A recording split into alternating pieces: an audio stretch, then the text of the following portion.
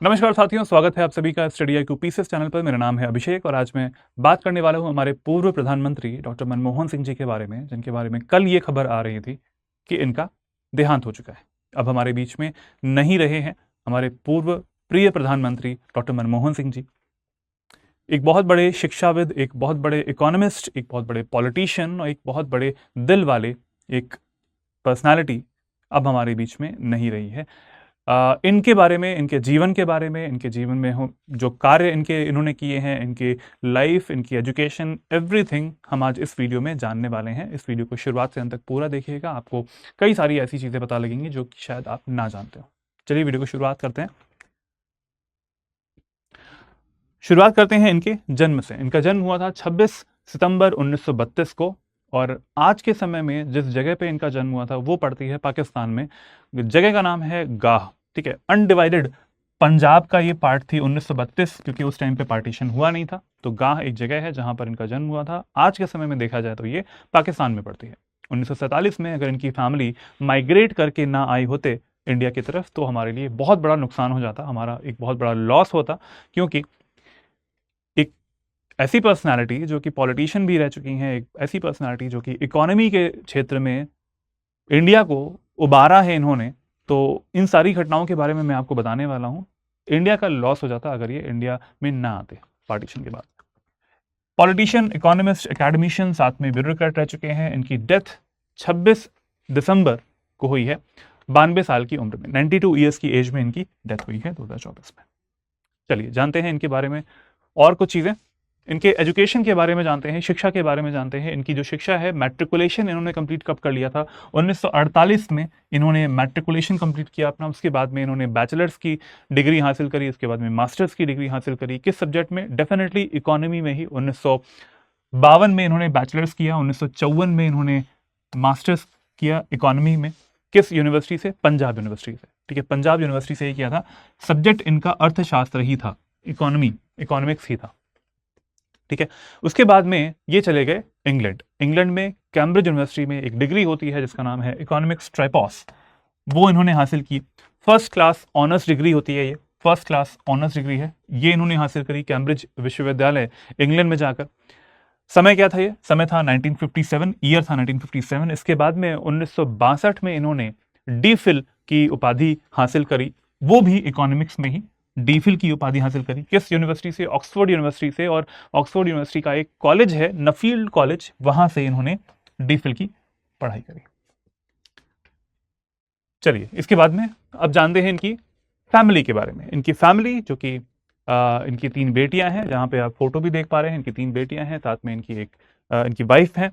Wife का नाम है श्रीमती गुरशरण कौर जी। श्रीमती गुरशरण कौर जी, और 1958 में इनकी शादी हुई थी, इनकी मैरिज हुई इनसे। और इसके बाद में 3 बेटियां हुई। तीनों बेटियों के नाम यहाँ पे लिखे हैं, उपिंदर, दमन और अमृत। ये 3 बेटियां हैं इनकी, यहाँ पर आप देख पा रहे हैं। ये इनकी फैमिली हुई। अब चलिए जानते हैं इनके कार्यों के बारे में, इनके वर्क्स के बारे में, जिसके लिए ये फेमस भी हैं। चलिए, पहला जो वर्क है इनका, इन्होंने एक शिक्षाविद के तौर पर स्टार्ट किया था, एक प्रोफेसर के तौर पर स्टार्ट किया था।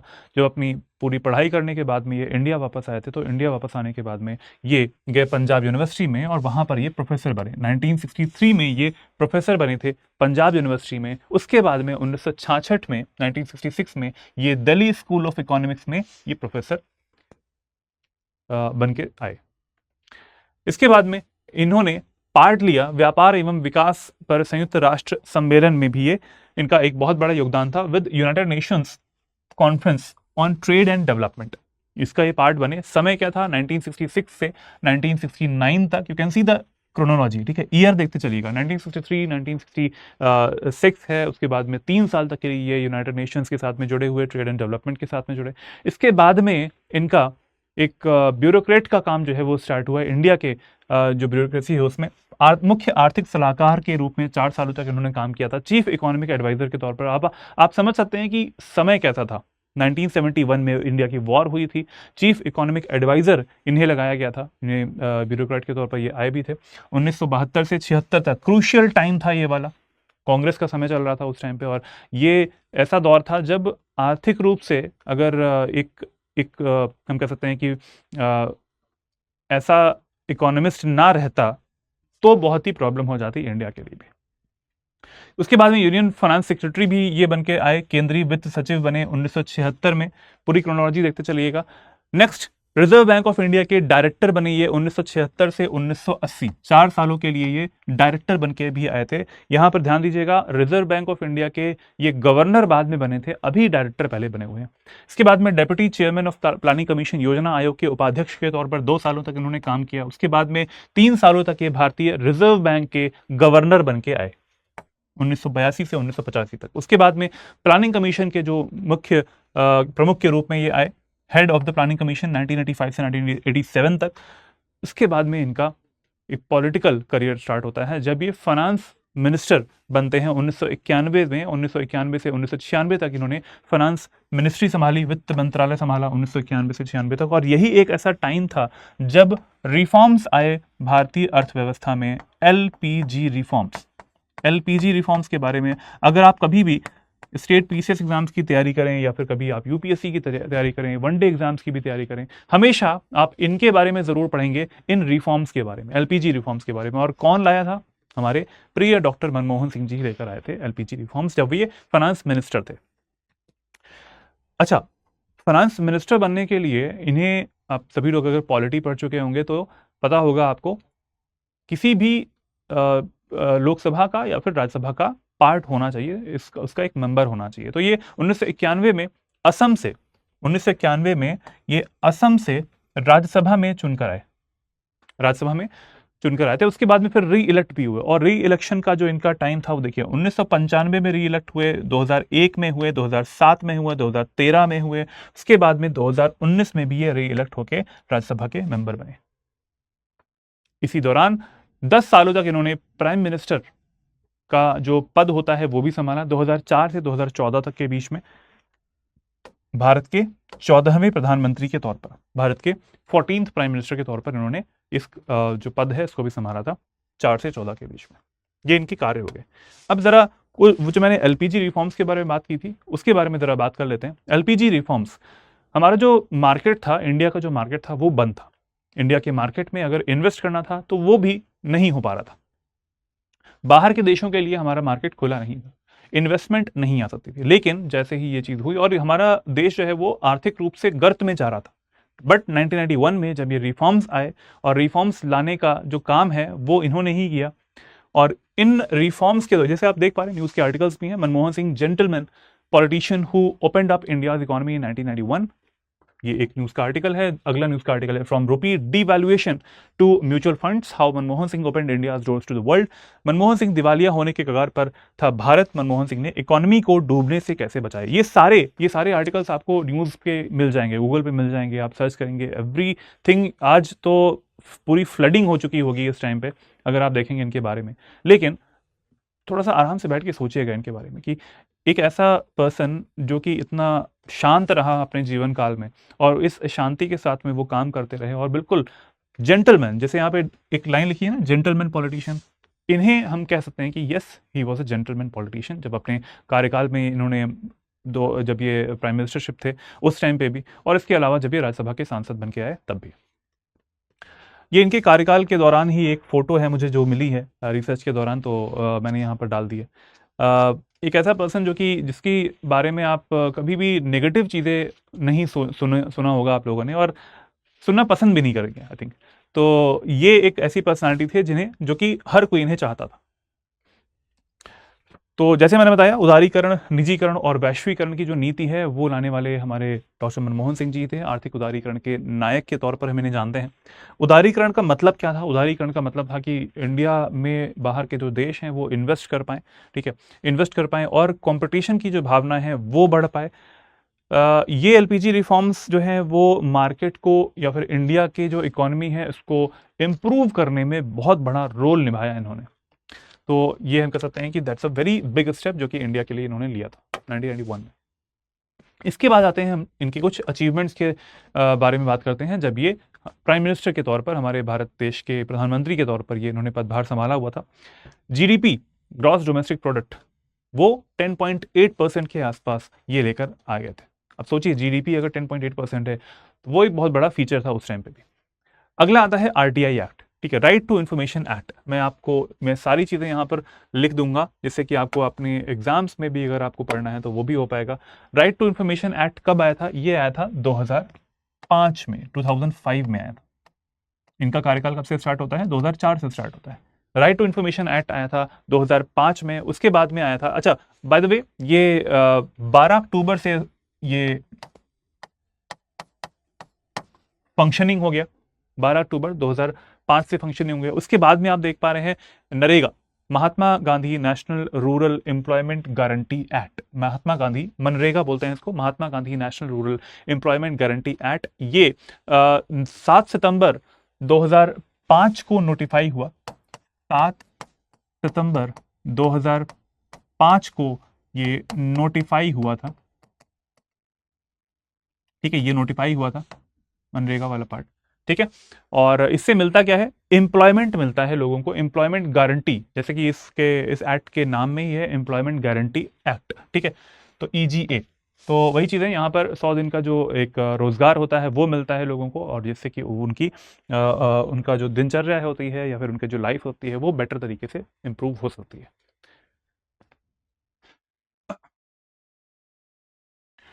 ये 2 फरवरी 2006 से ये लागू भी हो गया था। लागू कब से हो गया था? 2 फरवरी 2006 से लागू हुआ। इसके बाद आते हैं हम लोग बहुत ही important JNNURM, Jawaharlal Nehru national urban renewal mission, Jawaharlal Nehru national urban renewal mission. ये भी हमारे मनमोहन सिंह जी के कार्यकाल के दौरान ही ये आया था, JNNURM। और ये कब लॉन्च हुआ था? ये भी लॉन्च हुआ था 3 दिसंबर 2005 में, 3 दिसंबर 2005 में। अब आप सोच सकते हैं कि ऐसे बड़े बड़े स्टेप्स 2005 में जब ये आए थे, जब ये 2004 में इनकी ये प्राइम मिनिस्टर बन के आए थे मई के टाइम पे, तो उसके बाद से ही ये सारे जो एक्ट हैं, ये सारी चीज़ें स्टार्ट हुई थी और ये बहुत ही बड़े माइलस्टोन्स अचीव किए थे इंडिया ने। इसके बाद आते हैं हम लोग special economic zones act. Special economic zones act जो है ये भी कब आया था? ये भी आया था अगेन 2005 में ही। तो ये बड़े माइलस्टोन्स हैं जो कि इंडिया ने अचीव किए थे किसके कार्यकाल में? हमारे पूर्व प्रधानमंत्री डॉक्टर मनमोहन सिंह जी के कार्यकाल में। इसके बाद आते हैं एक बहुत बड़ा फीचर, वो है Indo US nuclear deal. Indo US nuclear deal ये कब हुई थी? ये हुई थी 1 अगस्त 2008 में। 1 अगस्त 2008 में हुई थी इंडो यूएस न्यूक्लियर डील। अगर आपने कभी पढ़ा है तो वो आप शायद जानते होंगे, इसको हम लोग क्या बोलते हैं? 123 एग्रीमेंट भी बोल देते हैं। ठीक है, 123 एग्रीमेंट, दैट इज एक सेक्शन है, सेक्शन 123 आता है, एक अटॉमिक एक्ट है। ठीक है, इसको हम लोग क्या बोलते हैं? 123 एग्रीमेंट भी बोलते हैं। और ये सेक्शन 123 है। ठीक है, section 123 of atomic energy act, ये यूएस का एक्ट है। ठीक है, तो इंडिया और यूएस के बीच में एक न्यूक्लियर डील हुई थी। कहने का मतलब ये है कि न्यूक्लियर के तौर पर इंडिया ने क्या किया था इस डील के बाद में? इंडिया ने ये किया कि अपने जो जितने भी सिविल न्यूक्लियर फैसिलिटीज थी इंडिया की, सिविल और डिफेंस दो तरीके की होती हैं। सिविल होती हैं जो जैसे कि बिजली पैदा की जाती है, ठीक है, एक कंस्ट्रक्टिव काम किया जाता है, और डिफेंस पर्पस में जो न्यूक्लियर फैसिलिटीज होती हैं वो अलग तरीके से चलता है। ठीक है, वो उसके लिए अलग सेक्शन होता है। इंडिया ने अपनी जो सिविल न्यूक्लियर फैसिलिटीज हैं इनके बारे में इंफॉर्मेशन प्रोवाइड करना स्टार्ट किया था इस डील के बाद से। किसको? इंटरनेशनल एटॉमिक, ठीक है, इंटरनेशनल एटॉमिक यूनियन। ठीक है, इसको प्रोवाइड करना स्टार्ट किया इन्होंने।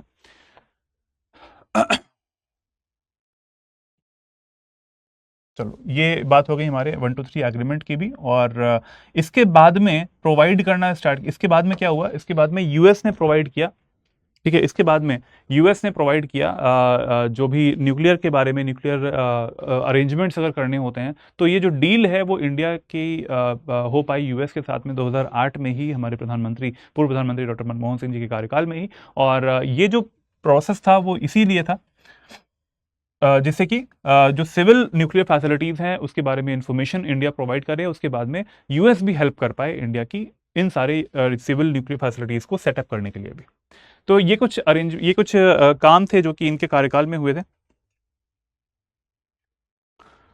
अब ज़रा जानते हैं, कुछ फ़ोटोज़ हैं वैसे इनके बारे में। ये है उस डील के बारे में जो एक फ़ोटो आती है, जॉर्ज बुश हैं साथ में और इंडिया के प्राइम मिनिस्टर तत्कालीन मनमोहन सिंह जी, उस टाइम पे 2 मार्च 2006 की बात है। स्टार्ट हो चुका था ये प्रोसेस जो है डील का, वो स्टार्ट हो चुका था 2006 से ही, लेकिन अंत में जाते-जाते 1 अगस्त 2008 को इंडिया जो न्यूक्लियर डील है वो साइन हो पाई थी। और पूरे जीवन काल के दौरान में बहुत समय इन्होंने बिताया है पार्लियामेंट में। You can see this old parliament building है ये, और यहाँ पर मनमोहन सिंह जी बैठे हुए हैं। कुछ ऐसी फ़ोटोज़ मिल गई तो मुझे लगा कि आप आपके सामने रखनी चाहिए। ये इनके जीवन काल की कुछ इंपॉर्टेंट फ़ोटोज़ हैं, जीवन काल की इनके, और हम कह सकते हैं कि पूरे भारत देश के लिए भी। ये भारत देश के लिए एक बहुत बड़ा स्टेप इन्होंने लिया था अपने कार्यकाल के दौरान। अब इनके कुछ अवार्ड्स के बारे में जान लेते हैं, इन्हें कौन कौन से अवार्ड्स मिले हुए हैं। तो 1987 में, ये याद करने वाली चीज़ें हैं, 1987 में इंडिया का जो सेकंड हाईएस्ट सिविलियन अवार्ड होता है, इंडिया का सेकंड हाईएस्ट सिविलियन अवार्ड, उसको बोलते हैं हम लोग पद्म विभूषण। तो पद्म विभूषण इन्हें मिला था, किस टाइम पे मिला था? 1987 में मिला था। इसके बाद में बहुत सारे अवार्ड्स थे, मैंने तो कुछ ही अवार्ड्स यहाँ पे लिखे हुए हैं, और उनमें से कुछ हैं, जैसे कि 1993 में यूरो मनी अवार्ड मिला था फाइनेंस मिनिस्टर वाला। फिर उसके बाद में 93-94 में द एशिया मनी अवार्ड मिला था फाइनेंस मिनिस्टर का। इसके बाद में 1995 में Jawaharlal Nehru birth centenary award of Indian science Congress, ये इन्हें मिला था 1995 में। ये में भी शायद कभी आपसे एग्जाम्स में पूछे, वैसे आप शायद ना पूछे अभी। Jawaharlal Nehru birth centenary award मिला था इन्हें। एडम स्मिथ प्राइज भी मिल चुका है 1996 में। 2002 में आउटस्टैंडिंग पार्लियामेंटेरियन अवार्ड मिला था इन्हें 2002 में। 2010 में ऑर्डर ऑफ किंग अब्दुल अजीज मिला था, ये सऊदी अरेबिया का होता है, 2010 में, जब ये प्राइम मिनिस्टर थे इंडिया के। उन 2011 में 19th most powerful person in the world, ये फोर्ब्स मैगजीन ने ये रैंक निकाली थी, 19th most powerful person in the world रह चुके हैं ये 2011 में। और 2014 में इन्हें ऑर्डर ऑफ द पोलोनियन फ्लावर्स, ये जापान का एक अवार्ड होता है, वो उन्हें 2014 में मिला। तो ये इनके कुछ जीवन काल के कुछ अवार्ड्स हैं जो कि आप कुछ पता होना चाहिए आपको भी इसके बारे में। तो इसके बारे में, इनके जीवन काल के बारे में जो भी चीज़ें मैंने आपको बताई हैं, ये सारी चीज़ें इन्हें अलग बनाती हैं, इनके जीवन काल को अलग बनाती हैं, इनके जीवन काल को एक प्रेरणादायक बनाती हैं कि इन्होंने जो काम किए हैं इंडिया के लिए, वो बहुत ही एकदम एक स्थिर व्यक्ति जो बोला जाता है, उस तरीके से इन्होंने काम किया है। कभी भी आपने इनका एक ऐसा सेंटिमेंट नहीं देखा होगा कि बहुत ही गुस्से में इन्होंने कोई चीज़ काम किया हो। बिल्कुल शांत दिमाग से इन्होंने सारे काम किए हैं, और बहुत बेहतर काम भी किए हैं इन्होंने अपने जीवन काल में भी। इनके अवार्ड्स के बारे में हमने जाना, इनके कार्यकाल के बारे में जाना, इनके कार्यों के बारे में जाना। अब ये वीडियो यहीं पे समाप्त करते हैं और बात करते हैं हमारे कोर्सेज़ की। अगर आप लेना चाहते हैं फाउंडेशन कोर्स, अगर आप बिल्कुल बेस लेवल से तैयारी करना चाहते हैं स्टेट पीसी एग्ज़ाम्स की, और स्पेसिफिकली इन स्टेट्स की, UP, Haryana, Bihar, MP, Orissa, Punjab, Jammu Kashmir, West Bengal और असम, तो आप इस निश्चय बैच 1 में पार्ट ले सकते हैं। इस निश्चय बैच 1 का पार्ट बन सकते हैं। और जो निश्चय बैच 1 है, इसमें आप पार्ट बनने के लिए आज का जो समय है वो है हमारा, ये लास्ट डे है इस सेल का, क्रिसमस सेल का, 27 दिसंबर, 27 दिसंबर सेल का आखिरी दिन है। और AKS लाइव कोड अगर आप लगाएंगे तो आपको मैक्सिमम डिस्काउंट मिलेगा इसमें। अगर आपको पढ़ना है, अगर आपको सोचना है, अगर आपने ड्रीम बनाया हुआ है कि स्टेट पीसीएस एग्जाम्स को क्लियर करना है, तो इससे बेहतर कुछ नहीं होगा। मैक्सिमम डिस्काउंट मिलेगा AKS लाइव कोड से, 9999 आपका अमाउंट हो जाएगा। और हमारे सारे फैकल्टीज से, सारी जो टीम है उनसे आपको पूरी हेल्प मिलेगी आपके प्रिपरेशन के दौरान भी। चलिए, अगर आपको मुझसे जुड़ना है तो टेलीग्राम चैनल मेरा है learn and grow with Abhishek, discussion group है discuss and grow with Abhishek, and this my email ID. आप यहाँ से भी मुझसे जुड़ सकते हैं। QR कोड है, इसको स्कैन करने के बाद भी आप मेरे चैनल पर मुझसे जुड़ सकते हैं। चलिए, इस वीडियो को यहीं पर समाप्त करते हैं। मनमोहन सिंह जी जो कोई एक बहुत ही इंपॉर्टेंट, बहुत ही बड़ी शख्सियत थे, उनका वो अब हमारे बीच में नहीं रहे हैं। 7 डेज़ की मॉर्निंग भी घोषित करी गई है इंडिया में। एक बहुत बड़ा लॉस हुआ है, किसी एक पार्टी का नहीं, किसी एक राज्य का नहीं, पूरे देश का। और एक ऐसी पर्सनालिटी जिन्होंने, जो कि प्रेरणादायक रहे थे, वो अब हमारे बीच में नहीं रहे हैं। That's very unfortunate. इसी के साथ में वीडियो को एंड करते हैं। Jai Hind, Jai Bharat, take care everyone, good bye.